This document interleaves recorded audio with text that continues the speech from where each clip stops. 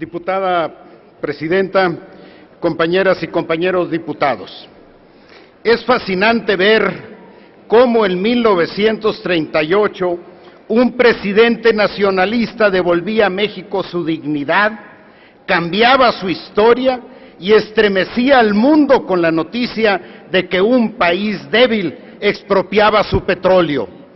Es lamentable ver que 75 años después un presidente entreguista pretende abrir las puertas a la regresión. No es un objetivo explícito, pero se trata de un objetivo real. Al grito de "todos somos neoliberales", Enrique Peña Nieto ve a punto de cerrar la cruzada privatizadora iniciada en 1982, entregando a las petroleras transnacionales la cereza del pastel de las empresas públicas mexicanas. Pero en esta ocasión tampoco lo van a lograr, pues se equivoca quien crea que el presidente de la República no tiene línea roja que respetar. El instinto social sabe que ahora como entonces las petroleras serían una fuente más de problemas que de soluciones. Sabe que las privatizaciones se volvieron un botín. Sabe que su historia se resume en excesos, abusos, privilegios y corruptelas que han beneficiado a un pequeño grupo en el que convergen intereses de una élite de políticos y empresarios.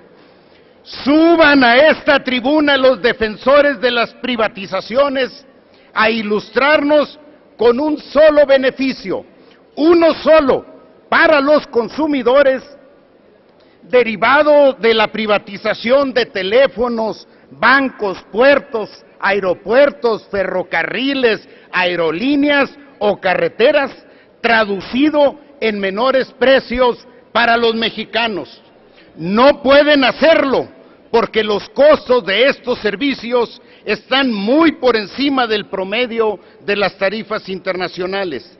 Ni siquiera pueden alegar que las privatizaciones dieron mayor competitividad a la economía del país.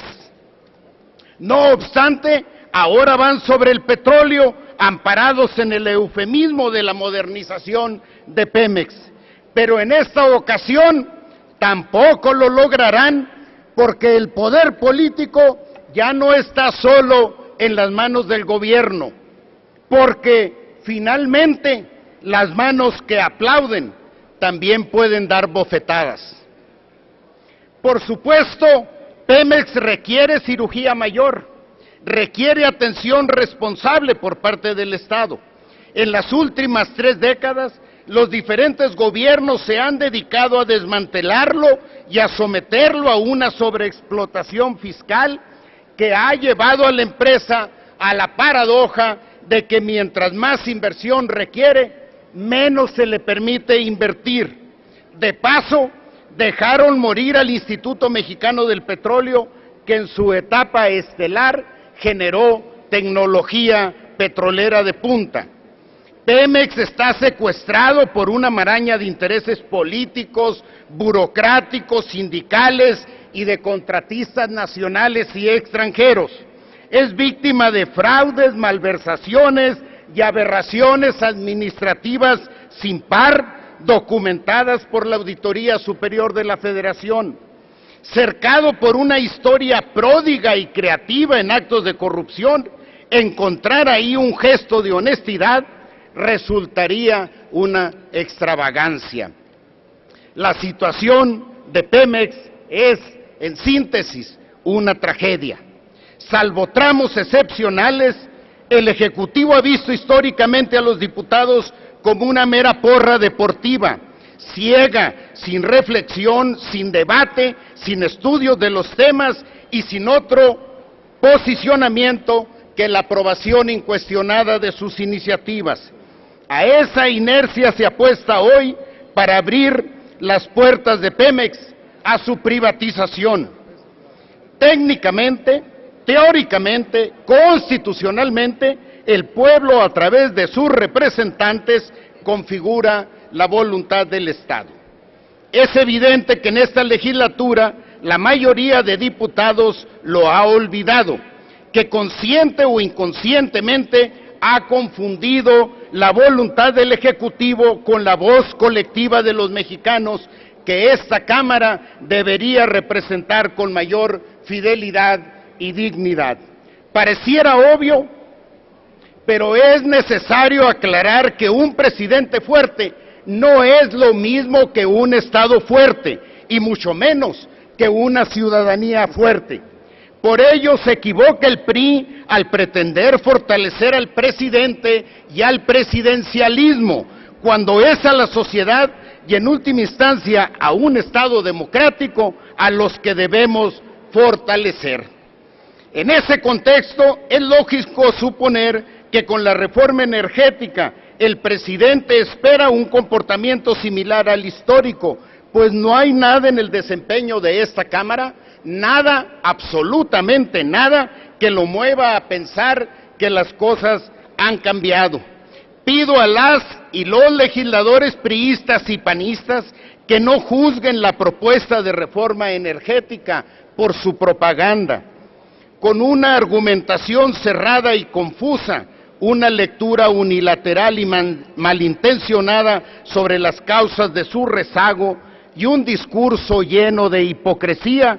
Se asume que basta con abrir Pemex a la inversión extranjera para resolver su tragedia, como si no fuese el abandono estratégico en el que se le tiene, crecido al amparo del viejo anhelo internacional de su apertura, lo que ha restado eficacia al potencial estratégico que el petróleo y Pemex tienen para impulsar el desarrollo productivo y el bienestar social de los mexicanos.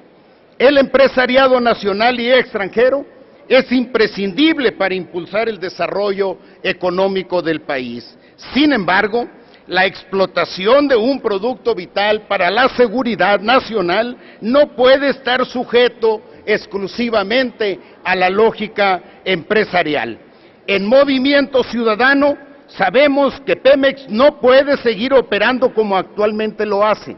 Estimamos, sin embargo, que por razones ideológicas y de intereses de grupo, ni las propuestas de Peña Nieto ni las del PAN representan una alternativa para rescatar al Pemex del abandono que hoy lo tiene postrado.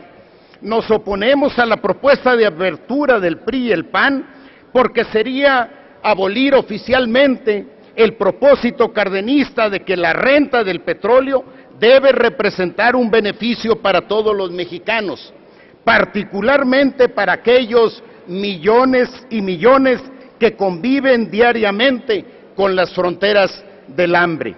Nos oponemos porque sería deshacernos del único recurso capaz de convertirse por sí solo en palanca del desarrollo nacional. Nos oponemos porque el Estado mexicano, en su debilidad y contubernio con los grupos de poder, no tiene capacidad para contener su actuación en los márgenes de la legalidad. Proponemos, en cambio, el rescate de nuestra industria petrolera mediante la cancelación de la inmisericordia política rentista del gobierno sobre Pemex, que anula su capacidad de inversión y consecuentemente de crecimiento. Nos pronunciamos por la revisión a fondo del desempeño de la alta burocracia petrolera, que no entiende su responsabilidad y consecuentemente no puede atenderla. Nos pronunciamos por la revisión de los manejos financieros de la dirigencia sindical y por el castigo a los abusos, las omisiones y las irregularidades administrativas que han hecho de la corrupción en Pemex una leyenda de talla internacional.